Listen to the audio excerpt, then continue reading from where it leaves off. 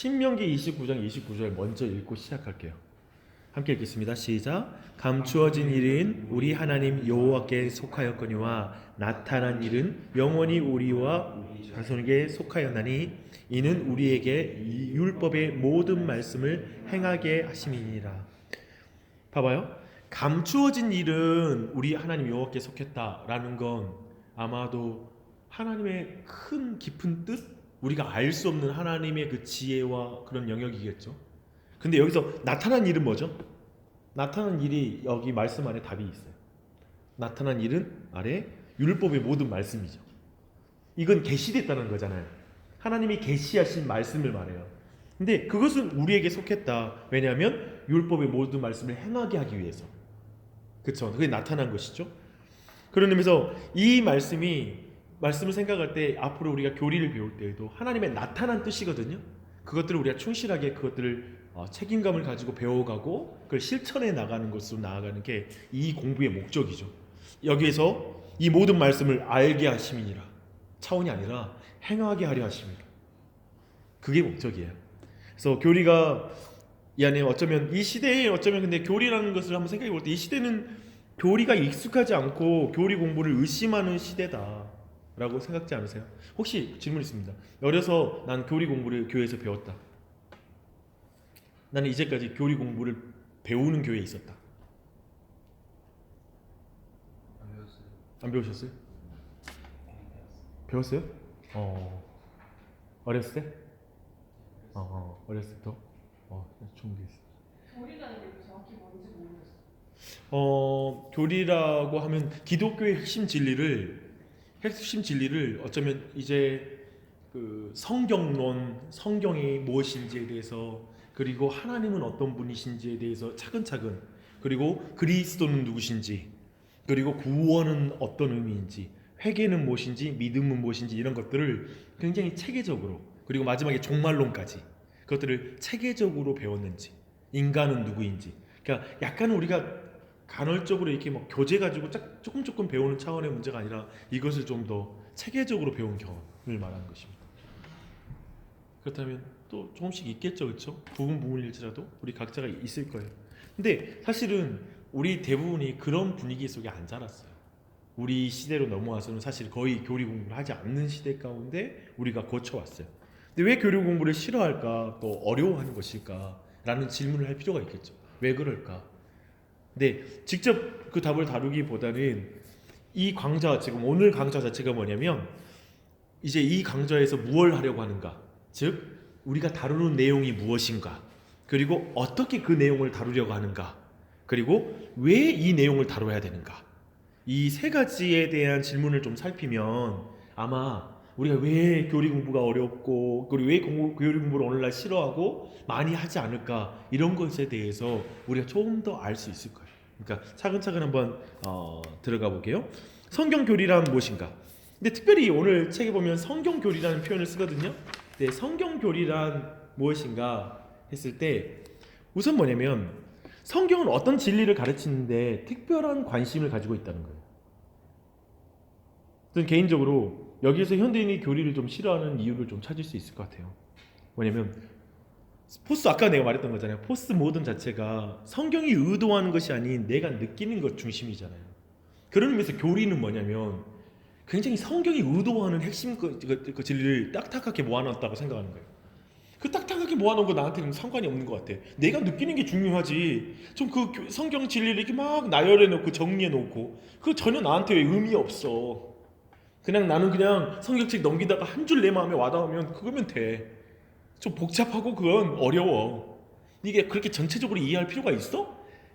이 어떤 생각들이 굉장히 팽배해요. 그 지점이 어쩌면 교리 공부가 어렵고 큐티는 인기 있거든요. 생각해봐요. 큐티는 굉장히 인기 있어요. 왜냐면 큐티는 하나하나 쪼개보거든요. 부분 봐서 오늘 말씀이 뭐야 하고 그 중에 한 줄을 내가 안에 와닿아서 나 이 말씀을 오늘 살게 이렇게 가거든. 근데 이런 교리적인 측면은 전혀 사실은 신경 안 쓰게 되는 그런 어떤 문화 속에 우리가 살아왔다라고 하는데 성경이 뭘 말하고 있는지가 중요한데 내가 뭘 느끼는지 중심이 돼버렸기 때문에 교리가 관심으로서 멀어졌다는 거죠. 큰 흐름에서는 이해되시죠? 되게 이 부분이 와닿죠. 좀.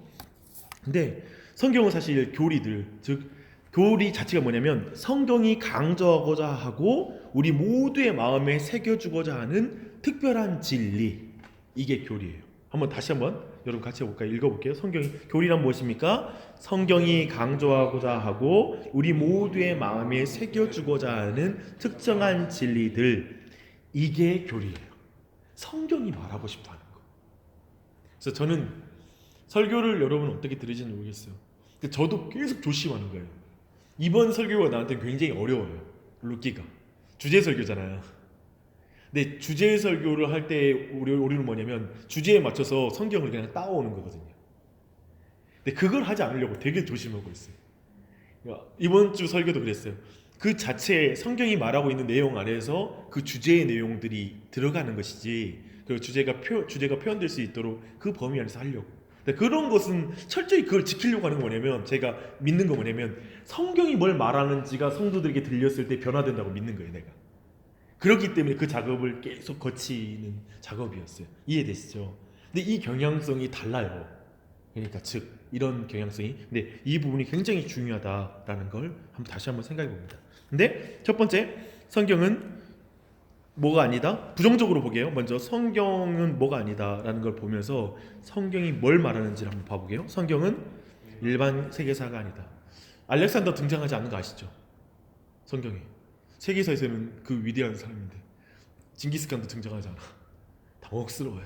성경은 그런 내용 관심 없어요. 그렇죠? 일반 세계사가 아니에요. 그리고 두 번째 줄 시작. 성경은 하나님이 행하신 모든 것에 대한 완전한 역사도 아니다. 이 부분도 중요해요. 예수님이 태어나셔서 언제부터 활동하시는 게 성경에 주로 기록되죠?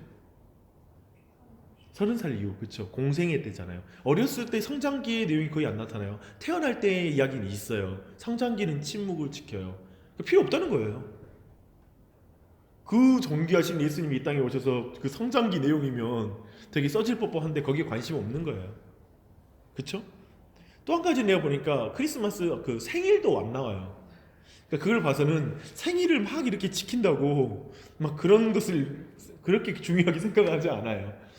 예수님의 그 동년자로 오신 그 성육신에 대해서는 분명히 말하고 있지만 이런 것도 우리가 생각해 볼 수 있겠죠. 철저히 성경의 목적과 계획을 드러내는 데 도움되는 특정한 사실들만 골라서 성경에 기록한다는 거예요. 그래서 요한복음에 그 말씀이 잘 드러나요. 옆에 봐보십시오.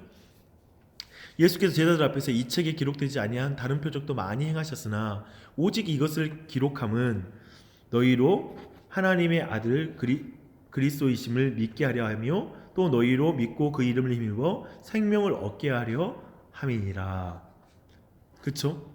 예수님이 다른 표적도 많이 행했어요. 그렇기 때문에 요한복음에 표적을 써놓잖아요. 그거 하나하나는 굉장한 의미가 있는 거예요. 그거 하나하나의 의미를 추적해내서 밝히는 것이 굉장히 중요한 거예요. 그렇지, 그냥 기적이고 또 기적 또 기적이네 또 기적이네 이런 의미가 아닌 거지. 그 하나하나가 거대한 영적인 의미를 가지고 있는 거죠. 그걸 잘 해석해주는 설교가 좋은 설교고요. 근데 그거 하나하나가 똑같은 의미면 안 되겠죠. 그런 의미에서는 그것, 그리고 이 성경을 기록함이 우리에게 생명을 얻게 하는 거잖아요. 생명을 얻게 하기 위해서 지금 성경, 우리가 가지고 있는 성경이면 충분한 거예요. 이 외에 성경이 더해진다고 생각하는 게 이단인 거예요. 여기에 더해질 필요가 없는 거예요. 몰몬경이 필요 없어요. 몰몬경이 더 이상 다른 계시가 필요 없는 거예요. 다시 우리가 누구한테 가가지고 나에 대한 계시 좀 받아달라고 그럴 필요가 없는 거예요. 성경에 이미 계시가 완료됐어요. 우리에게 생명을 주기에 충분한 성경이 다 들어있어요. 그럼 된 거예요. 이해되시죠? 그런 질문을 분명하게 지금 말하고 있는 거죠. 그렇죠? 기록되지 않는 표적이 많았다는 거. 그리고 21장 25절 예수께서 행하신 일이 이외에도 많으니 만일 낱낱이 기록된다면 이 세상이라도 그 기록된 책을 두기에 부족할 줄 아노라. 그쵸? 부족하죠. 그분의 모든 행하심을 낱낱이 기록한다면 부족할 거예요. 그래서 철저히 성경은 하나님이 행하신 모든 것에 대한 완전한 역사도 아니다. 핵심적으로 우리에게 생명 얻게 하기 위해서, 구원을 얻게 하기 위해서 필요한 사건만, 하나님이 행하신 사건 중에 아주 일부분만, 아주 적은 부분만 생각해보면 은혜롭지 않아요? 성경 이것은 사실 이 정도잖아요. 근데 그 천지에다가 다 기록해도 그만큼 기록해도 그분이 우리를 향한 그걸 기록할 수 없다고 말하는 거니까 하나님이 얼마나 많은 일을 행하셨는지를 도리어 우리가 생각할 수 있을 것입니다. 그리고 그러나 이게 이제 성경 일반 세계도 아니고 하나님 행하신 모든 역사도 아닌데, 그렇다면 성경은 무슨 이야기입니까? 성경은 거대한 구속 이야기다. 거대한 구속 이야기다. 그래서 성경은 하나님에 의한 그리고 하나님으로 말미암는 구속의 메시지를 우리가 이해하고 보고 믿을 수 있는 방식으로 제시하는 데 관심입니다.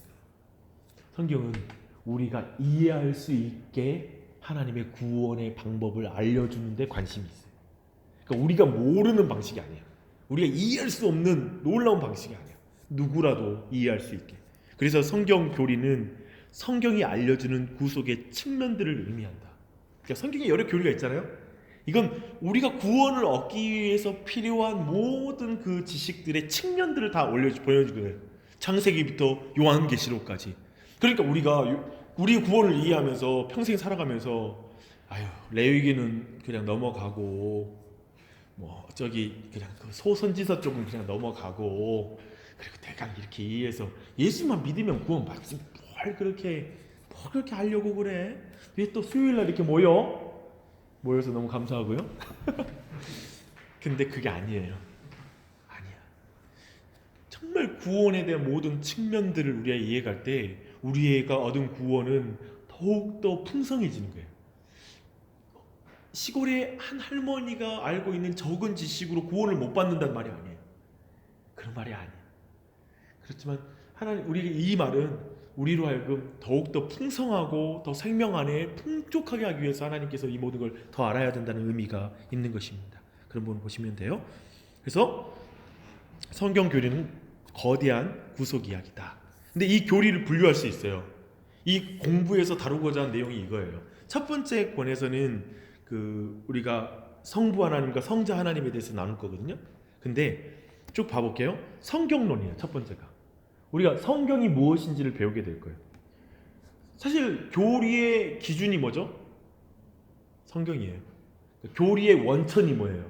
성경이에요. 그리고 그렇다면 성경이 믿을만 해야 되잖아요. 권위 있는 책이 돼야 되잖아요. 성경의 권위, 그 부분을 다룰 거예요. 근데 개인적으로 볼 때 이 지점이 오늘날 여러분들은 사실 특별히 우리 나이 때는 사실 성경의 권위에 대한 깊은 질문들이 많아요. 사실 제가 예전에 신대원 막 들어갔을 때 서양 사람들이 성경을 못 믿어서 막 그들이 그걸 방어하려고 한 논리들이 있거든요. 성경을 막 반박하고, 뭐냐면 예를 들면 인간은 오류가 있는데 오류가 있는 인간이 기록한 성경이 어떻게 오류가 없을 수 있느냐, 그런 말 하면 맞아, 맞는데 나는 성경이 다 하나님 말씀이라고 생각했는데 틀린 게 있나? 뭐 이런 생각하고, 성경 안에 있는 내부적인 어떤 그 불일치 같은 것들, 그것 가운데 성경은 결코 하나님 말씀이 아니다는 엄청난 공격을 막 받을 때 그걸 막 방어하는 막 수없이 많은 거. 그리고 이 성경 자체가 고대 근동의 영향을 받아서 홍수설화도 이미 그 당시에 많은 사람, 그 지역에 홍수설화가 여러 개 있었고 그걸 차용해 가지고 설화를 이렇게 만들어낸 거다. 그래서 이게 다 주변 종교로부터 영향받은 결과다. 막 이런 막 그 역사적인 자료와 반박들을 막 변호하고 막 이런 걸 보면 자네 뭐가 생각이 들면, 아니 그냥 나는 믿어줬는데 왜 이렇게 복잡하게 이러지? 이런 생각이 되게 많이 들었거든요. 근데 그게 아니더라고요. 이미 이게 교회 안에 되게 많이 들어와 있어요. 그리고 이것 때문에 되게 어려움을 많이 느끼는 사람들이 많아요. 교회는 다니긴 하는데 정말 성경이 하나님의 말씀이고 권위 있는 말씀이냐, 여기에 대한 어려움이 많은 거. 그래서 이건 단순히 우리는 믿어졌으니까의 문제가 아니라 실제로 많은 사람이 이런 문제를 어려워하기 때문에 사실은 밖에 있는 사람들이 이런 질문을 막 해요. 사실은 그런 의미에서는 이런 부분도 우리가 몰라야 될 내용은 그래 모르고 넘어서야 가야 될 부분은 아니지만, 성경론 오늘 우리는 여기서 그거 안 다룰 거예요. 근데 왜 우리는 성경의 주의를 기울여야 하는가? 왜 우리는 성경에만 국한해서 살펴봐야 하는가? 성경은 성경 자체에 대해 우리에게 무엇을 가르치는가? 이 내용, 이 질문에 대해서 성경론에서 말해줍니다. 이게 이제 성경론이 가르쳐주는 거예요. 그렇죠?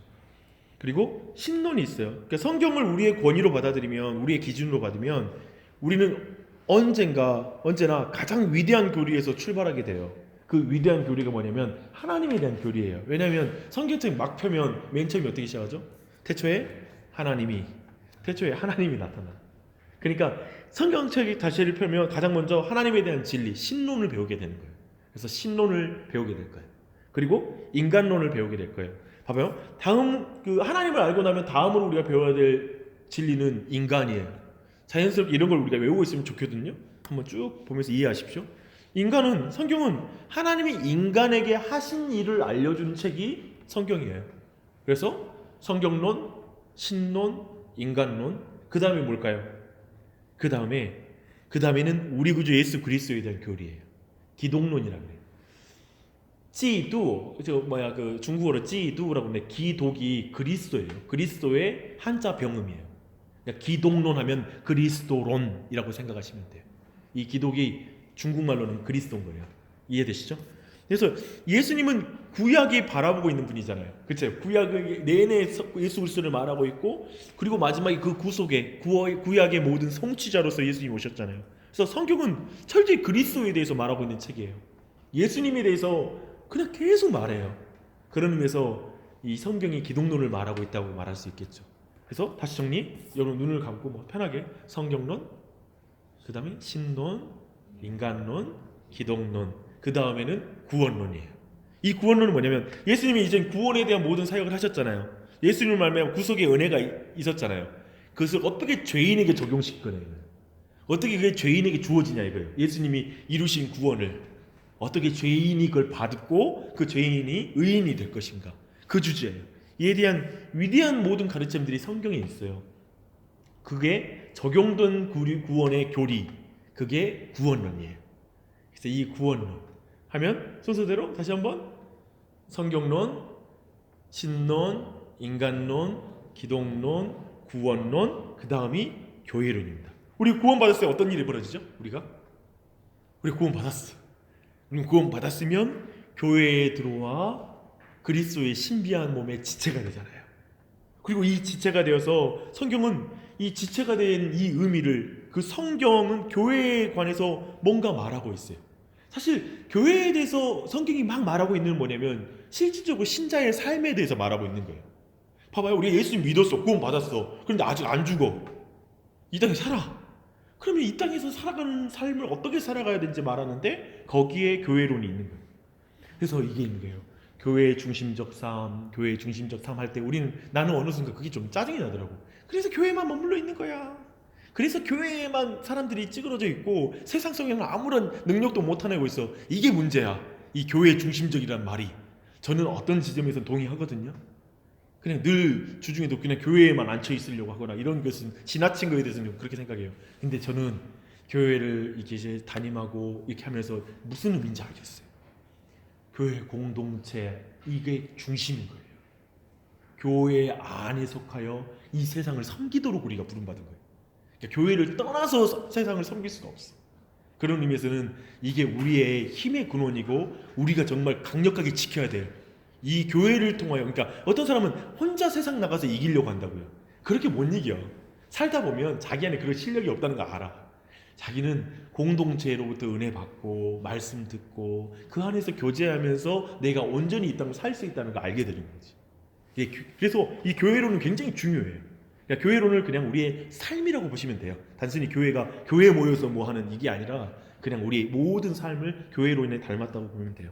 근데 이제 한번 정리 좀 더 해볼게요. 굉장히 이런 게 유익해서 그래요. 왜냐하면 정리하면 되게 여러분 머릿속에 구조가 잡히도록 하려고 하는 거예요. 시작하면 첫 번째 성경론, 신론, 인간론, 기독론, 구원론. 구원 받았으니까 교회론 다음에 이제 이 땅에 살아가. 그런데 종말론, 여기에 구속받은 자 그리스도의 지체인 우리가 있는 거예요. 근데 이게 무엇을 위한 일이며 우리에게 어떤 일이 벌어질 것인가, 그리고 우리는 어떻게 될 것인가 궁금하잖아. 그쵸? 근데 성경은 몇 가지 결정적인 일들을 말해주고 있어요. 마지막에 있을 일들을, 될 일들이 아직 남아있다고 말하고 있고 성경은 그것에 대해서 기록하고 있어요. 그리고 그 이후에 우리가 어떻게 될 것까지도 말해주고 있어요. 그래서 그런 걸 말하더라고요. 그런 말이에요. 그럼 우리가 이제 일본하고 예를 들면 축구 경기 하면 축구 경기하면 끝을 알잖아요. 끝을 알면 어떻죠? 끝을 보고 다시 재방송 봐. 그러면 막 거기서 순간적으로 뭐 우리가 골 먹었어. 그 순간 막 우리가 진땀 흘리는 게 아니라 우리 이기는 거야. 이기는 게임이야라고 되게 그 상황을 여유 있게 갈 수 있잖아요. 종말론의 개념은 그거예요. 장차 우리에게 주어질 그 완벽한 그 완전한 그 마지막 끝이 주어졌기 때문에 알기 때문에 이 종말에 대한 것을 그래서 종말의 영광을 보지 않으면 이 땅에서 삶을 우리가 의연하게 못 사는 거예요. 우리 이 땅에서 충실한 신자의 삶을 못 살아. 여기서 긴장하고 괜히 힘 빠지고 괜히 낙심하고 그리고 여기서 넘어질 수밖에 없는 거예요. 그런 의미에서는 종말의 은혜로 사는 거예요. 마지막의 은혜로. 그래서 이런 표현 들어보셨어요? 종말론적 신앙. 아마도 이런 거 한마디쯤 들어봤을 거예요. 신앙생활 하다 보면 종말론적 신앙이라는 표현이 있어요. 그러니까 우리는 이 땅에 있을 때 우리 자신도 완전해지지 않고 이 세상에도 안전한 걸 못 보는 거예요. 교회도 완전하지 않아. 교회 목사도 완전하지 않고 옆에 있는 지체들도 완전하지 않아. 이건 죽을 때까지 가는 거예요. 종말에 가서 모든 게 완전해질 거예요. 그런 의미에서 그러니까 인내할 수 있죠. 지금 상황을. 그런 걸 말해주고 있는 것입니다. 이렇게 우리가 전체 이렇게 7가지의 큰 분류를 해놨어요. 그 7가지의 분류를 우리가 차분히 배워나가게 될 것입니다. 근데 주의할 건 뭐냐면 성경과 그 내용에 대한 일반적인 궤관 또는 개요를 살피지는 않을 거예요. 이번 과정에서. 그래서 일반적으로 예를 들면 창세기에 무슨 내용이 있죠? 이런 기대감을 가지시면 안 돼요. 그리고 뭐 출애굽기, 레위기 막 그런 거 주제를 다루지 않아요. 대신 교리들을 성경 본문에서 찾아볼 것이고요. 그렇게 뽑아낸 교리들을 연구하는 게 목적이에요. 그래서 성경 안에서 교리를 보는 거. 그게 목적이에요. 내가 그런 점에서 좀 한 장 넘어가 볼게요. 근데 그런 의미에서 두 번째 오늘 내용이 되는데 이제 뭘 다룰지 다뤘잖아요. 성경 교리란 무엇인가 했고 성경이 무슨 내용인가를 우리가 7개 큰 교리 카테고리로 묶어서 우리가 다룰 내용을 봤어요. 근데 이걸 어떻게 공부할 것인가 있잖아요. 더 중요하죠. 어떻게 공부할 것인가. 교리 공부는 첫 번째 읽어볼게요. 교리 공부는 신학 공부와 다르다. 신학 공부가 아니에요. 이 말이 무슨 말일까? 아니 신학 공부 안 하고 어떻게 교리 공부를 합니까? 라는 질문이 생길 수 있잖아요. 그렇죠? 신학에서는 하나님이 자기를 계시할 때 뭘로 계시한다고 말하냐면 하나님이 성경을 통해서도 계시하지만 역사를 통해서도 계시한다고 말을 해요. 그래서 신학의 소스는 두 개예요. 성경과 역사예요. 이 두 가지를 다뤄요. 그래서 이 두 가지를 다뤄가는데 그럼 그리고 이 두 가지를 어떻게 다루냐면 인간의 사고와 그리고 인간의 생각과 사고인 철학을 도구로 그걸 다뤄요. 이 신학적인 내용들을. 그래서 그 생각으로 신학자는 이렇게 성경을 연구하고 교리도 숙고하고 그리고 그 교리를 분석하고 체계화시켜요. 애써요. 근데 그 모든 것을 한데 결합해서 성찰한 결과의 산물이 뭐냐면 신학이에요. 근데 이 시간은 그런 식으로 신학 공부하지 않을 거라는 거예요. 그런 신학 공부 시간이 아니라는 거예요. 근데 중요한 건 뭐냐면 그런 신학을 믿지 않는 게 아니에요. 우리는 신학을 되게 존중해야 돼요. 그런 식의 어떤 학문들을 우리는 존중해요. 근데 이 시간은 그런 시간 아니라는 거지. 그러니까 좀 낫죠. 예를 한번 들어볼게요. 여러분 그런 거 들어보시지 않았어요? 하나님의 실존에 대한 증거들, 하나님이 존재하신다는 증거들. 이건 신학일까요? 교리일까요? 신학이 맞아요. 네, 아주 잘 신학이에요.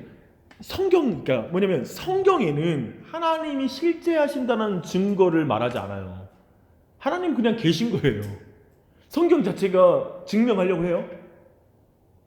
증명 안 해요. 태초에 하나님이 천지를 창조하시니라 선포하는 거야. 성경은 그렇게 말하는 접근이고 신학은 그걸 증명하고 막 하는 이런 변증학이 있고 이런 거예요. 근데 우리 공부는 그렇게 가지 않을 거라는 거예요. 또 한편 다른 것도 예를 들어볼게요. 여러분 양심을 통해서 하나님에 대한 믿음에 도달할 수 있잖아요.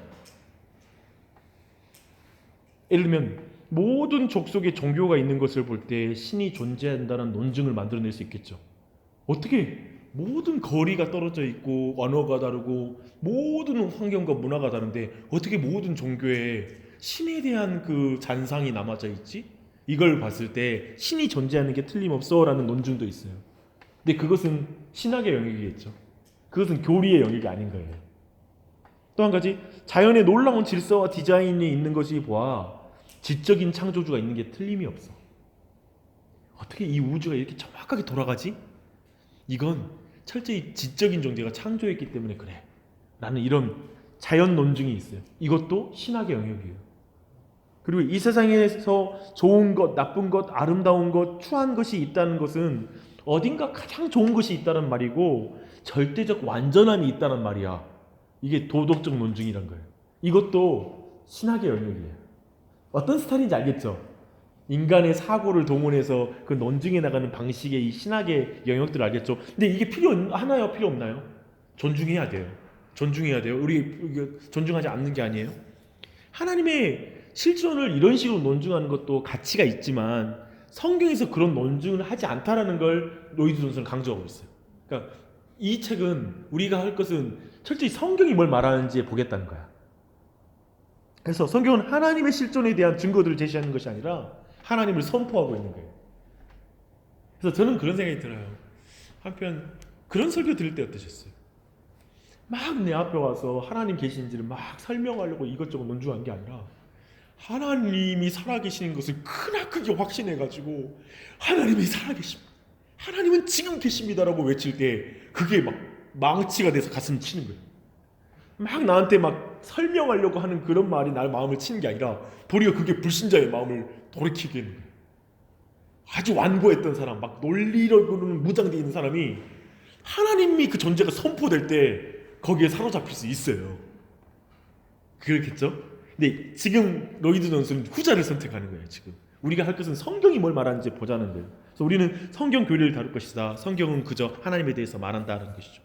또 한 가지, 교리 공부는 신학 공부와 다르다고 했잖아요. 근데 또 한 가지, 교리 공부를 즉 신학 공부식으로 하지 않을 것이다. 그리고 교리 공부를 변증학과 다르다. 교리를 변화하려고 하는 시도도 하지 않을 것이다. 예를 들면 이런 거예요. 창조를 말할 때, 창조론 말할 때 진화론 반박에 지나치게 하려 하지 않겠다는 거예요. 우리 중에 그럴 수 있잖아요. 교리 공부하니까 진화론, 창조론 이야기할 때 교리 공부를 그 진화론에 대해서 충분히 이야기 나눌 수 있겠다 싶을지 모르겠지만 이 책에서는 그렇게 안 다루겠다는 거예요. 진화론을 다루긴 하겠지만 거기에 성경은 진화론을 가르치는 책이 아니라는 거예요. 성경에는 진화론에 대한 설명이 없는 거예요. 그렇기 때문에 여기서는 그런 걸 굳이 많이 안 다루겠다는 거예요. 언급은 하겠으나 이해되시죠? 이런 측면을 보면 성경을 어떻게 봐야 될지 좀 더 여러분들이 좀 눈이 생길 필요가 있어요. 또 여기서 우리의 입장은 동일하게 신명기 29장 29절이에요. 감추어진 일, 즉 궁극적인 설명은 우리 하나님 여호와께 속하였거니와 이거죠. 예를 들면 죄의 교리를 다룰 때 이런 질문 나오거든요. 아니, 악은 어디에서 오는 것입니까? 그 태초에 하나님이 천지를 창조하시고 선하다고 했는데 모든 걸 선하다고 말했는데 그럼 태초에 그 사람이 악해졌는데 그 첫사람이 악했는데 이때 이 첫사람이 악하게 된 그 악은 어디서부터 온 것입니까? 선하신 하나님이 모든 걸 창조했잖아요. 천사도 창조했고 다 창조했는데 선하신 하나님부터 출발된 이 세상에 어떻게 악이 들어올 수 있습니까? 이런 질문이 있잖아요. 이건 굉장히 수천 년도 안 풀리는 문제예요. 시원하게 답변이 안 나오는 거야. 그런 면에서 볼 때 이건 감추어진 일이라는 거예요. 이런 질문은. 이건 궁극적인 하나님의 설명이 있어야 되고 우리의 지혜에 있지 않은 것이라는 거예요. 근데 이런 걸 굳이 다루지 않는다는 거예요. 그렇죠?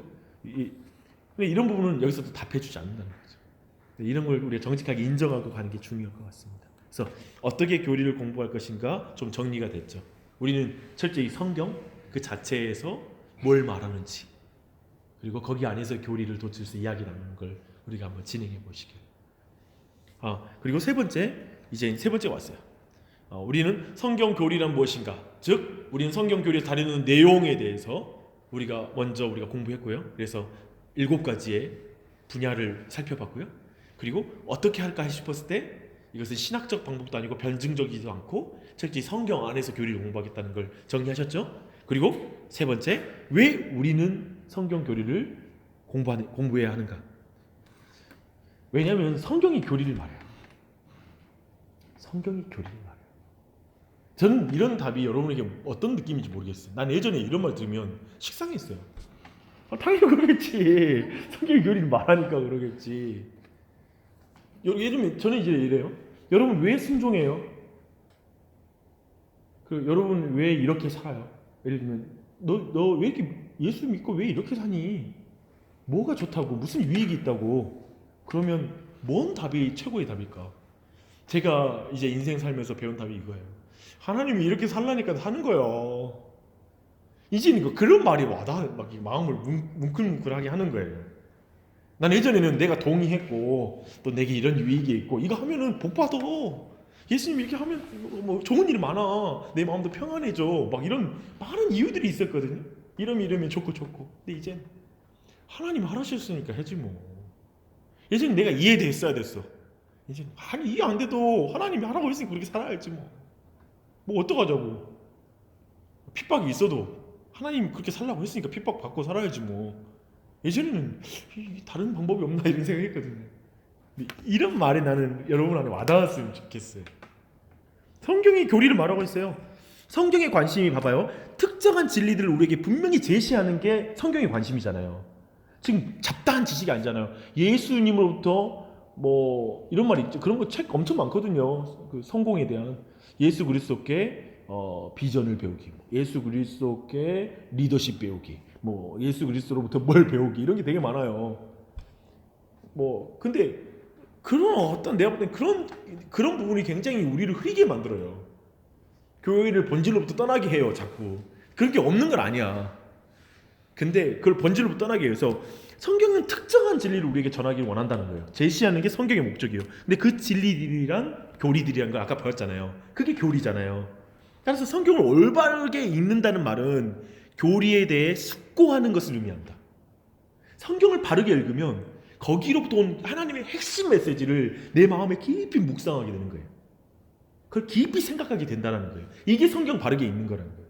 근데 제가 보는 설교 듣기와 성경 보기에 오늘날 치명적인 문제는 뭐냐면 자꾸 나에게 와닿는 말씀 자꾸 이런 느낌이라는 거예요. 성경이 뭘 말하냐를 내가 듣고 내가 그걸 깊이 묵상하는 게 아니라 그걸 가슴에 오는 게 아니라 자꾸 그냥 내가 느끼는 감정대로 그냥 가버린다는 거예요. 이게 오늘날 신앙의 문제인 거죠. 근데 철저히 성경을 올바르게 읽는다는 말은 교리에 대해 숙고하고 있다는 의미이다. 성경에 대해서 잘 알 수 있으나 이 교리들을 이해하는 것이 얼마나 중요한지 깨닫지 못한다면 성경에 대한 내 지식은 쓸모가 없을 것이다. 성경에 대해서는 많이 알아. 그리고 막 줄줄 외워. 근데 성경이 말하는 핵심 메시지가 내 삶을 뒤집지 않았어. 내 마음에 그게 깊이 들어와 있지 않았어. 그 사람은 성경을 모르는 거예요. 그러니까 교회를 오래 다닐수록 성경에 대한 지식은 많아져. 근데 그게 그 말씀이 그 마음으로 들어가서 그 마음을 뒤집지 않는 거야. 그 마음에 숙고가 안 돼. 그 근본적인 진리를. 자꾸 교회에서 소그룹에서 모임에서 나누는데 자꾸 성경이 뭘 말하는지라는 그 핵심 메시지는 자꾸 빗나가서 나누기만 하는 거야. 다른 이야기만 계속해. 격가지를 자꾸 이야기해. 격가지도 아닌 다른 상상력을 더해서 이야기해.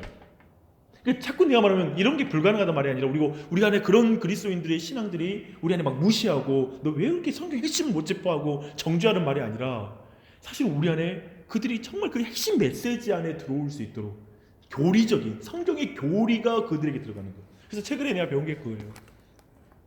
우리는 성경의 한 부분을 가져와서 행복할 수 있는 존재가 아니라 성경의 거대한 이야기 속에 내가 들어갈 때 행복해지는 거예요. 이게 굉장히 중요해요. 제가 지난번 말했잖아요. 내 그림을 그려서가 아니라 내가 좀 그릴 수 있는 능력으로 내 자신의 그림, 오늘 그림 그려서가 아니라 하나님의 큰 그림 안에 내가 들어있다라는 사실을 알 때 인생의 의미가 생기는 거예요. 그 지점이에요. 저는 굉장히 중요하다고 생각을 해요. 그러니까 교리 우리가 말하는 게 우리가 먼 이야기가 아니라 이렇게 성경의 핵심적으로 우리의 가슴에 새겨주고자 하는 하나님의 그 가르침의 주제니까 그 교리는 우리에게 가까운 거예요. 어려운 딱딱한 그런 이미지로 생각하는 게 필요가 없어요. 이해되시죠? 이런 교리를 깊이 이해하는 건 중요하죠. 네, 구약의 선지자들이 교리를 설교했다는 거예요. 그래서 구약에 보면 그들은 율법에 대한 교리들을 붙잡고 있었으며 그 교리들을 역설했다는 거예요. 그래서 율법을 적용하고 있어요. 그래서 거기 적어놓은 거 있죠. 함께 읽어볼게요.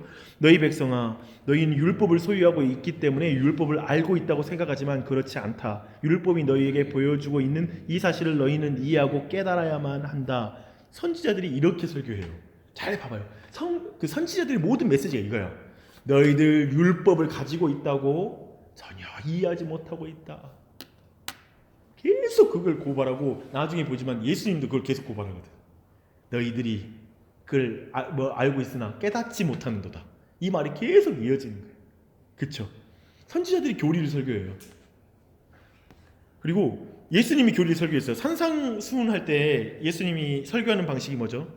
너희가 뭐뭐 하였다는 것을 너희가 들었으나 나는 너희에게 이르노니, 그러니까 너희가 간음하지 말라는 말을 들었으나 내가 너희에게 이르노니 여자를 보고 마음에 음란한 마음을 품는 자마다 이미 간음을 범한 것이다 이라고 이렇게 말하는 거예요.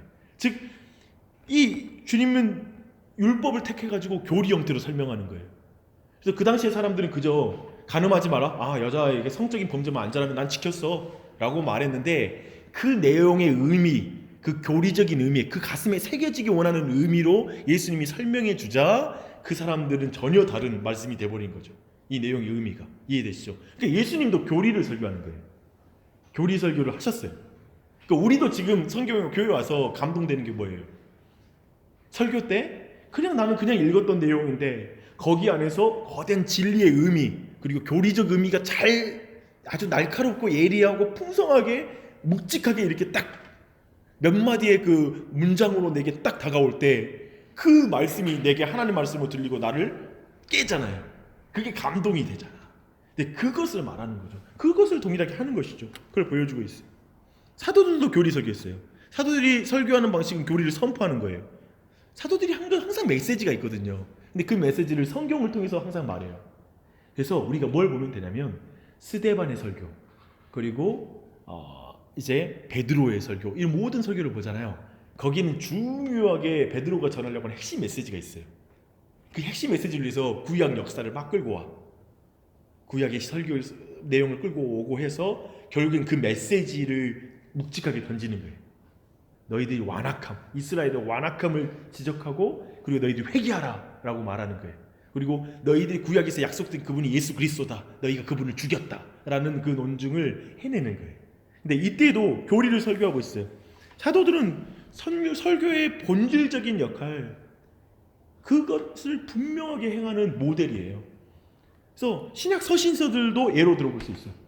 신약 서신서 보면 몇몇 위대한 교리들을 굉장히 강조하고 역설해요. 로마서 이신칭의 교리, 믿음으로 말미암아 너희가 구원을 받는다, 율법을 행함으로 의로워지는 게 아니다, 이런 논리를 막 그 반대자들의 의견과 함께 이렇게, 그러면 너 어떻게 이렇게 생각해? 그러면 이쪽에서 반문하고 이런 방식 사용하잖아요.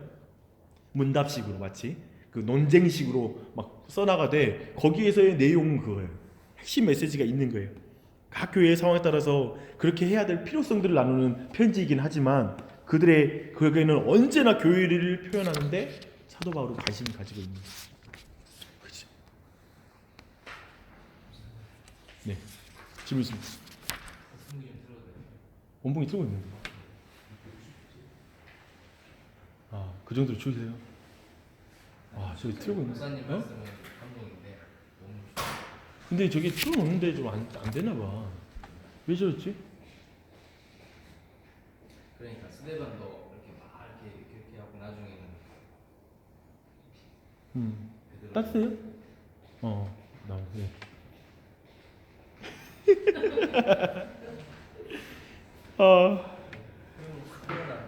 아니요. 그렇죠. 괜찮아요.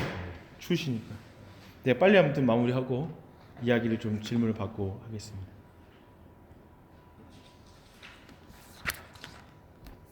우리는 성경 교리를 공부해야 되는가? 성경이 교리를 말하고 있기 때문이다라는 걸 지금 선지자, 그리고 그리스도, 그리고 사도, 그리고 서신서 안에가 이미 교리를 다루고 있다라는 지점들을 쭉 살펴봤어요.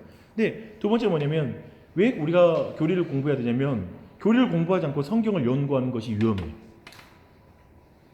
무슨 말이에요? 유대인들이 진짜 문제는 뭐였죠? 그들이 문자에만 얽매여서 그 정신을 못 읽는 거예요. 그래서 너희들이 문자에만 얽매여 있다라는 표현을 쓰잖아요. 다시 말해서 그들은 교리는 깨닫지 못하는 거예요. 그들이 말은 아는데 말씀은 결코 깨닫지 못하는 거예요. 문자는 아는데 거기서 하나님의 말씀은 발견을 못하는 거예요. 그러니까 교리를 모르고 철저히 그냥 보기만 하는 것이죠. 우리도 그런 실수를 범할 수 있다는 거예요. 성경을 공부하고 나서 교리에 도달하지 못했을 때는 유익이 없는 거예요. 그래서 항상 봐봐요. 우리는 성경 통독을 하거나 그리고 아침에 뭐 묵상을 하거나 우리가 그저 문자로 남아버리고 그 안에 있는 의미가 내 안에 분명해지지 않으면 그거 자체가 그렇게 의미가 없는 거예요. 근데 우리는 예를 들면 후딱 한번 읽고 나서 오늘 아무튼 읽었다. 마음 편해. 어쩌면 그게 약간 종교적인 습관이잖아요. 그걸로 만족하고 그게 내 마음의 의미로 와요. 우리 교회 왔어. 주일 예배 뭐 지켰으면 됐지 뭐. 하고 그 마음에 하나님의 음성을 못 들어. 그 교리를 내가 못 들어. 그것 또한도 되게 공허한 것이죠. 근데 자칫 더 유대인에게 위험했듯이 우리에게 위험한 건 뭐냐면 도리어 종교적 기만이 더 위험한 거예요. 나는 이게 목사에게 있더라고요. 그러니까 내게 제일 두려운 건 뭐냐면 가장 영적인데 가장 하나님과 가깝지 않을 수 있다는 것이 이런 기만의 문제인 거예요. 자기는 모든 종교적인 조건을 다 가지고 있거든. 그러니까 자기는 하나님과 가깝다고 생각할 수 있다는 거예요. 그게 너무 사람을 속이는 거예요. 그래서 나는 늘 느끼는 평소의 생각은 뭐냐면 계속 겸손이라고 생각해요. 난 겸손. 나는 몰라요. 주님 알려주세요. 하는 그 겸손함 외에는 없어요. 내 영혼이 계속 살아있는 것은. 그런 지점에서 이 지점이 굉장히 중요하겠죠. 교리를 공부하지 않고 성경을 연구하는 것은 굉장히 위험하다. 그래서 내가 볼 땐 교리적인 지식 없이 큐티가 유험으로 갈 수 있는 거예요. 큐티가 유익이 없다는 말이 아니라 큐티는 여전히 계속 돼야 된다고 생각해요. 근데 교리적인 공부가 같이 병행돼야 돼요. 이게 안 되면 안 돼요. 저는 그런 생각이 드는 거예요. 좀 더 이 교리적 공부를 우리가 적극적으로 신앙생활 가운데 배우지 않는 이상 자꾸 주일 설교 한번 듣고 나서 나 주일 설교 너무 은혜롭다, 너무 좋다, 그래서 뭐 그렇게 감동을 해. 근데 저는 이 정도로는 이 시대를 살 수 없다고 보는 거예요. 그냥 주일 설교 한번 듣고 내가 감동받고 거기에 묵죄해서 나 그거 가지고 나는 이 한 주 동안 살겠어.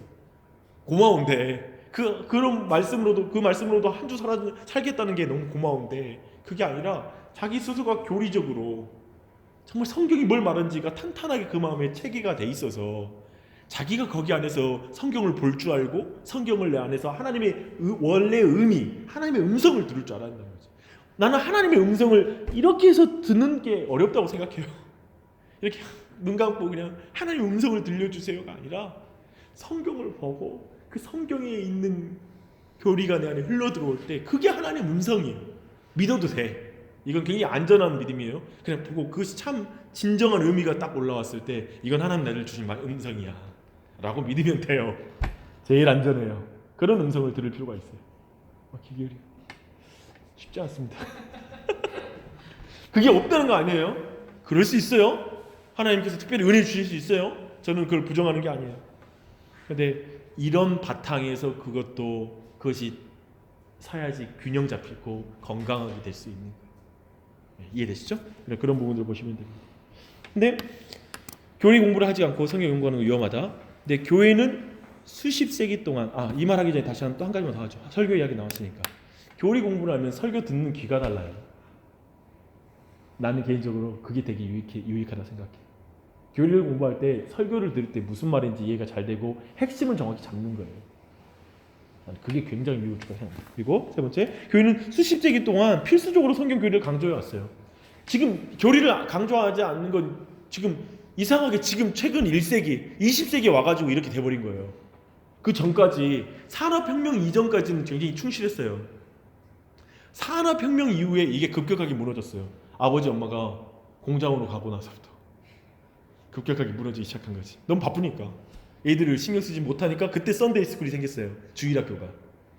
왜냐하면 애들 신앙교육 못 시키니까 교회에서 시켜달라고. 이렇게 돼버린 거예요. 그래서 모든 게 위탁이 된 거예요. 이게 이제 근본적인 꼬임이었어요. 그 교회가 점점 쇠락하게 되는. 그래서 최근에 한 그 교육학자가 한국 교회가 망하는 이유는 주일학교 때문이라는 말도 했어요. 주일학교가 아니라 부모들이 책임져야 되는데 주일학교 쪽으로 넘어가서 한국교회가 지금 다음 세대로 이어지지 않는다고 판단해버리는 거예요. 이건 좀 격가지 이야기이긴 하지만 또 이야기했네요. 근데 교회는 수십 대 년 동안 필수적으로 성경 교리를 강조했어요. 예를 들면 처음에 초대교회는 어떻게 왜 교리를 강조했을까요? 처음에는 예수님은 주님이십니다라는 고백을 한 순간 이것 자체가 교리적 진술이에요. 예수님은 주님이십니다. 이게 교리적 진술이에요. 핵심이잖아요, 성경에. 그렇죠? 그걸 짓는데 초기 기독교에서는 예수님이 주님이시다라고 고백할 때 세례를 줬죠. 근데 점점 사람들이 많아지자 좀 더 복잡해지기 시작했죠. 그 가운데 좀 더 그 사람의 신앙을 구체화돼서 교리를 정리할 필요가 있었어요. 그래서 이제 세례를 주기 위해서 이제 세례의 자격이 되는가라는 걸 확실히 그 믿음을 따지기 위해서 사도신경이라는 게 만들어진 것으로 보여요. 사도신경들이 정리되기 시작했죠. 근데 또 한 가지는 금세 이단이 일어났어요. 초대교회에. 금세 이단이 하자 이단 교사들과 거짓 교사들이 굉장히 들고 일어나는 거예요. 그런 의미에서 철저하게 변호하기 위해서 그 이단 신앙들과 무슨 차이가 있는가 거기에 변호하기 위해서 이제 신경이라는 게 만들어져요. 사도신경, 그 다음에 니케아 신경, 이런 신경이라는 표현 들어보셨죠? 우리가 이 두 가지를 하고 있잖아요, 우리 교회가. 근데 또 아타나니우스 신경이라는 이 세 가지 신경이 대표적이에요. 이런 것도 평생에 들어볼 기회가 없지만 우리가 이럴 때를 한번 들어보지 않겠습니까? 근데 이 세 가지 신경인데 여기 안에 신경에 대한 설명이 있어요. 한번 읽어볼게요. 시작. 우리는 우리가 무엇을 믿으며 또한 무엇을 지무해야 합니다. 그저 사람들에게 성경을 펼쳐서 주는 것만으로는 충분치 않습니다. 완벽하게 진지하고 진실한 사람들도 성경을 읽고 나서 상당히 잘못된 것을 말할 수도 있습니다. 우리는 우리의 교리를 규정해야 합니다. 그렇죠? 교리에 대한 이와 같은 정의들을 우리는 신경이라고 불러요. 이게 신경이에요, 신경. 신경이 뭔지. 그래서 정확히 믿는 걸 정확히 할 필요 있죠. 근데 이런 초기에 봐봐요. 지금 초대교회 때부터 중세까지 이 신경의 영향 속에 있는 거예요. 근데 알다시피 이제 중세교회가 타락했잖아요. 그때 개신교 종교개혁 이후에 교회 안에 새로운 활력과 생명이 막 이제 들어오고 새로운 이해가 생기기 시작했어요, 성경에 대해서. 그래서 다시 한번 교회가 교리를 정리하고 명확히 할 필요가 있었어요. 그래서 개신교도 사이에 신앙 고백이라는 걸 써요. 신앙 고백. 그래서 장로교회는 뭐가 있죠? 웨스트민스터 신앙 고백이라고 말하는 이 신앙 고백. 그리고 저 대륙 쪽에 독일 쪽에는 하이델베르그 신앙 고백. 그 요리문답 이런 고백. 그래서 큰 축은 뭐냐면 대륙에서 먼저 시작했잖아요, 종교개혁이. 독일에서 루터가. 그래서 이쪽에 한 게 있고요. 역사적으로 보면 이게 꽃피운 곳은 제네바에서 칼빈과 그리고 그 제네바 도시에서 이걸 도시 안에 꼽혔어요. 그러니까 그 개신교회의 신앙적인 어떤 꿈과 이상을 한 도시 안에서 펼치는 거예요. 우리는 지금 우리 교회에서 펼치잖아요. 그러니까 빛가람 도시 이 전체 안에 행정과 모든 사람이 다 개신교도여가지고 그 이상을 펼치겠다고 한 거야. 그래서 이 제네바에서 그걸 꼽혔어요. 근데 이 제네바에서 영국에서 사람들이 와가지고 배웠어요. 영국에 돌아가가지고 장로교회가 영국에서 만들어진 거예요. 그리고 그 영국의 장로교회, 스코틀랜드 교회와 영국의 많은 장로교도들이 모여가지고 만든 게 웨스트민스터 신앙고백. 제네바에도 제네바 신앙고백. 그리고 독일에는 하이델베르그 신앙고백. 이런 중요한 고백들이 있어요. 그래서 이건 그냥 큰 역사적인 측면이에요. 좀 우리가 알고 있으면 유익해요. 그런 측면들을 이렇게 흘러왔구나라는 측면에서. 근데 이 신앙 고백들에서도 제가 옆에 정리했죠. 이런 신앙 고백을 만든 이유가 무엇입니까? 비슷한 이야기 한번 읽어볼게요. 사람들에게 성경을 펼쳐주는 것만으로는 충분치 않습니다. 우리는 그를 인도해야 합니다. 우리는 그들을 도와야 합니다. 그들은 길을 잃기 쉽기 때문에 우리는 우리가 하나님에 대해 어떤 것을 믿고 어떤 것을 믿지 않는지 말해줘야 됩니다. 그리스도에 대해, 교회에 대해, 교회의 다른 것들에 대해서 줘야 합니다. 그렇죠? 그냥 성경 던져주고 읽어. 그냥 알아서 이해해. 라는 건 무책임한 것이다. 그렇게 해서는 안 된다. 라는 지적이죠. 우리가 그냥 성경 보고. 오늘날은 내가 볼 때 아까 말했죠. 포스트 모던하고 신비주의와 모든 게 겹쳐가지고 내 신비주의하고 포스트 모던은 같이 가요. 왜냐면 자기 멋대로니까. 직통계시. 다른 사람 필요 없으니까. 다른 사람한테 배울 필요가 없어. 하나님께 직접 배워버리면. 이건 매우 내가 왕이다라는 포스트 모더니즘과 너무 상통하지 않아요? 그래서 오늘날 이런 느낌이 지지받는 거예요. 교리 싫어하고 규정되고 뭔가 이게 이렇게 해라고 말하는 게 싫고 내가 묵상의 여지가 있는 거. 성경 볼 때 내가 마음대로 좀 생각해가지고 의미를 뽑아낼 수 있는 여지를 만들어주는 그거. 이걸 너무 좋아하거든. 그런데 그렇게 하면 망합니다. 그렇게 가는 게 아니에요. 성경 바르게 봐야 돼요. 오늘 사실 이 메시지만 가지고 가도 되게 유익할 거라는 생각이 들어요. 지금 먼저 성경을 어떻게 봐야 되는구나 지점이죠. 교회 초기부터 종교개혁 27세기는 아닌데 21세기에 17세기에 이것이 필요했다면 지금 현재 이 순간에도 긴급하게 필요한 것이 아닌가. 사이비도 성경 가지고 말해요. 알죠? 그들도 동일한 성경책을 가지고 말해요. 그리고 말하면 우리는 성경 중심적인 교회라고 말해요. 당혹스럽지. 뭐가 성경 중심적인가? 이 문제는 필연적으로 나와요. 그러면 너가 이해하는 성경은 나에서 철저하게 여기서 교리가 나오는 거예요. 그리고 여기서 철저하게 성경에 대한 입장이 나오는 거예요. 해석 방법이 나오는 거예요. 근데 자꾸 교리를 무시하면 안 돼요. 그러니까 자꾸 교리 그러면 따분해가 아니라 이건 이단과 우리의 차이를 설명할 때 이게 반드시 발생하고, 이거 설명 못하면 쟤네들도 말이 맞는 것 같고 내 말도 맞는 거, 이게 무슨 말이지? 도리어 굉장히 흐린 신앙이 되는 거예요. 진리 안에서 견고하고 분명한 신앙이 아니라 되게 이단에도 언제든지 넘어갈 수 있는. 그래서 신천지의 이 흥행과 이런 어떤 횡행을 보면서 한국 교회가 교리 공부를 안 했기 때문에 이렇게 됐다고 평가하는 거예요. 그러니까 자기들이 뭘 믿는지 모르는 거야. 여기서 말한 대로 자기가 뭘 믿는지, 뭘 믿으면 안 되는지, 뭘 우리가 정확히 이해해야 되는지 이걸 모르니까 뭘 들어도 그냥 배우고 넘어가는 거예요. 이해되시죠? 그런 의미에서 굉장히 중요한 지점이 되는 것입니다. 사단은 광명한 천사로 가장해요. 그 마귀의 계계를 잘 알아야 돼요. 그래서 마지막으로 성경 교리의 공부의 목표는 하나님을 알며 하나님의 임재에 들어가는 것이다. 그래서 로이드존스 추천하는 건 성경을 볼 때 세부적인 것들에 매여서 헤매지 말아라. 참 이 말 무슨 말인지 알겠죠? 아까 우리 계속 말했던 말이죠. 세부적인 것에 매여서 헤매지 마라.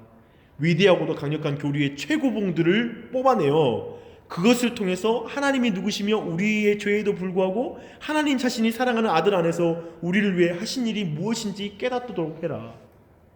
그러니까 항상 그렇게 성경을 읽어야 돼요. 이 성경이 큰 하나님의 그 교리의 큰 최고봉을 먼저 봐야 돼요. 그리고 나서 다른 건 봐도 돼요. 그 격까지를. 이번에 룻기 보잖아요. 지난번에 룻기 설교 따로 했던 거 기억나시죠? 우리 가스펠 프로젝트 때. 사실 그때 그게 최고봉이 있어요. 제가 룻기를 통해서 보는 구속사로 연결시키는 거대한 그 큰 흐름. 근데 이번에 지금 가정으로 가잖아요. 그러면은 시어머니와 며느리 사이에 사랑을 이번 주에 보고 그들 안에 애틋한 마음, 이게 우리 안에 가정 안에 회복된 모습이다라는 걸 말하기도 할 거예요. 근데 이건 한편에 또 이 최고봉이 있을 때, 그러니까 물이 위에서 떨어질 때 옆으로 흘러가는 지류야. 우리는 최고봉에 있는 물, 수돗물 꼭지를 틀어야지 옆에 물을 어떻게 퍼가지고 이걸 틀지 않고 다른 식으로 이거 물을 받으려고 하는 것은 어리석잖아요. 위에 거 먼저 틀고 이걸 다른 데 옮겨야지. 예를 들면 그런 개념이에요. 최고봉이 바로 교리예요. 그 성경이 뭘 말하려고 하는지 듣고 나면 그 다음에 유익들이 여러 가지가 흘러나오는 걸 우리가 캐치하면 되는데, 오늘날은 어떻게 되냐면 이 옆에 있는 지류들을 들으려고 막 하는 거야. 여기를 더듬더듬 하다가 정작 이 중요한 성경의 주제를 놓쳐버리는 거예요. 이게 평생 이런 관점이 신앙생활이 평생 지속되는 거예요. 그러니까 평생 가도 교회 다녀도 핵심이 뭔지 몰라. 신앙이 뭔지를 모르는 거예요. 그리스도가 누군지를 모르는 거예요. 그리고 기독교가 어떤 걸 담고 있는지 모르는 거예요. 계속 그러는 거예요. 그럼 되게 어리석은 거잖아요. 그 지점을 정말 다시 한번 생각했으면 좋겠습니다. 저는 여러분에게 전에 없었던 지적인 지식이나 정보를 주기 위해 이 강의를 하는 것이 아닙니다. 바울은 지식은 교만하게 하며 사랑은 덕을 세운다니라고 말했습니다. 우리가 주의해야 될 것입니다. 토론 분위기가 강의실과 같지 않길 바랍니다. 그러니까 철저히 주의하는 게 뭐냐면 지적인 교만으로 가는 거예요. 우리가 교리 안다고 해서, 많이 안다고 해서 그것으로 지적인 쪽으로만 가는 것을 너무 싫어하는 거예요. 그래서 그런 말 들어보지 않았어요? 신학대학들이 대체 뭐가 잘못된 것입니까? 내가 아는 많은 훌륭한 사람들이 신학대학에 들어갈 때 멀쩡했는데 졸업하고 나올 때 모습을 좀 보세요. 그런 말하기도 하거든요. 신학대학교가 도리어 좋은 신앙을 가졌던 애를 망쳤다고 말하는 경우죠. 그래서 신학에 대한 깊은 어떤 불신이 있는 게 있어요. 근데 저는 그 말이 맞을 수도 있다고 생각해요. 한편 신학교육에 문제가 있을 수 있긴 한데, 한편은 신학 교육을 그저 지적으로만 듣는 거예요. 그냥 교과서로만 듣는 거예요. 근데 그 신학 내용이 내 안에 박히지 않는 거예요. 신앙이 되지 않는 거예요. 그 지점이 문제인 것 같아요. 이 부분 제가 마지막 간증하고 마무리할게요. 제가 정말 인생이 가장 침체기를 거치고 나서 선교지 갔다가 왔을 때 마지막 우울증 앓고 돌아오고 너무나 신앙적으로 너무나 문제가 많고 엉켜 있고 그 상태로 아내랑 결혼하고 정말 부부 생활이 너무 힘들었어요. 저는 그때 생각하면 정말 끔찍했어요. 진짜 결혼 생활이 너무 힘들었어요. 근데 그 상태로 신대원에 들어갔어요. 여튼 계속 간 거예요, 뭔가. 근데 신대원에 들어갔는데 신대원 가서 내 삶이 뒤집어졌어요. 수업 시간에 조직 신학을 듣는데 막 성경 신학 이렇게 듣는데 거기에 내 인생의 문제가 풀리는 거예요. 그 수업 시간에 듣는 내용에 나타나는 그 하나님의 큰 그 신학적인 이런 교리적인 내용이 신구약 안에 있는 그 하나님의 구원과 하나님이 어떤 분이신지가 드러나니까 수업 시간에 막 울고 시험 공부하면서 되게 울었어요. 조직 신학 내용을 막 외우는데 그러니까 그리스도는 그러니까 십자가의 공로는 무엇입니까? 그러면 십자가의 역할, 그리스도의 낮아지심의 의미가 무엇입니까? 막 이런 내용인데 예수님이 날 위해서 이렇게 낮아지셨구나라는 것이 막 내 마음에 감동이 되는 거예요. 그래서 그 내용이 막 내 마음을 막 울리는 거예요. 그래가지고 저는 사실 이전까지는 이런 그 개혁 신학이다, 막 이런 신학을 전혀 모르는 사람이었거든요. 근데 가서 저는 완전히 그 안에 이걸 신앙으로 만난 거야. 단지 어떤 신학이라는 어떤 교리적인 이런 딱딱함이 아니라 이게 진리로 그리고 내 마음을 뒤집는 그 내용으로 온 거예요. 진짜 그 문자가 아니라 성령께서 역사하신 거예요. 그렇게 만났는데 내 주위에 있는 사람이 이미 그 개혁신학 이런 걸 알고 온 친구들, 우리 학교를 잘 알고 온 친구들이 많이 있었어요. 근데 그 친구들은 그렇게 따분해하더라고. 수업 시간에 따분해하고 막 이렇게 막 힘들어하고 막 그들에겐 그러지 않은 거예요. 근데 지금 그들과 제 삶에는 솔직히 말하면 약간 그 차이점이 있는 걸 느껴져요. 뭐냐면 저는 성경의 내용과 이런 교리적 내용이 나한테는 막 뜨거워요. 막 나에게는 완전히 막 그게 살아있는 느낌으로 와닿아요. 진짜로. 늦게 내가 알았지만 그래요. 그런 걸 느끼면서도 정말 단순히 이 내용이 우리가 이제 공부해 나가는 앞으로의 내용이 그냥 단순히 제 자신도 그렇게 안전할 거고요. 나도 그 안에서 감동이 있어 나눌 거고. 그래서 이 기간 우리가 차분차분 뭐 몇 년이 걸릴지 모르지만 쭉 같이 나가지만 이 기간이 어쩌면 되게 여러분 안에 우리 모두 안에 이것들을 볼 때 굉장히 정리되고 크게 보고 또 내가 단순히 한 부분 나눌 때 하는 게 아니라 제 안에 또 다른 많은 지식들을 같이 나눌 테니까 여러분에게 모두에게 풍성한 기회가 됐으면 좋겠습니다. 그래서 하나님 은혜 우리 모두에게 넘쳤으면 좋겠습니다. 기도하고 마치고 또 추가적으로 이야기 나누도록 하겠습니다. 하나님 아버지 너무 감사합니다. 하나님 우리는 늘 내가 원하는 것을 듣고 내가 원하는 것만을 봅니다. 그래서 때로는 아내에게 그리고 때로는 주위 사람들이 내가 했던 말 기억 안 나 하면 기억이 안 난다고 그걸 봤던 거 기억 안 나 하면 보지 않았다라고 말합니다. 실은 다 봤는데 관심이 없어서 다 놓친 것입니다. 그것처럼 하나님은 우리의 삶에 일하고 계시고 하나님이 여전히 우리의 삶 가운데 역사하고 계시는데 우리는 정작 하나님이 정말 우리가 알기 원하는 것, 우리의 가슴에 새기고자 하는 것들은 다 흘려버리고 그저 우리가 원하는 것 안 주신다고 원망하고 불평하고 그렇게 인도해 주시지 않는다고 속상해하고 하나님 날 보지 않으신다고 생각할 때도 많이 있습니다. 주님, 우리가 이제는 주님이 정말 보기 원하고 알려주려 하는 그것을 볼 수 있는 눈을 갖게 해주시고 귀를 갖게 해주시고 우리의 마음을 가질 수 있도록 인도해 주시옵소서. 그래서 주님이 인도하시는 그 길로 우리가 걸어갈 수 있도록 이끌어 주시옵소서. 이 공부를 통하여서 단지 우리가 알고 그냥 많이 좋은 지식을 알아가는 차원이 아니라 정말 하나님 그 내용들 우리의 삶을 바꾸게 해주시고 우리의 이제까지 신앙생활에 알고 있었던 내용들 안에 생기를 불어넣게 해주시고 우리가 잘못 알았던 것들을 교정하게 해주시고 몰랐던 것을 더 깊이 배우는 기회가 되게 해주시옵소서. 들음에서 믿음이 나는 줄 믿습니다. 주님 이 모든 들음 가운데 참 믿음을 일으켜 주시고 진정한 관점을 일으켜 주셔서 주님이 기뻐하시는 참 삶을 살게 해 주시옵소서. 감사드리며 예수님의 이름으로 기도드립니다.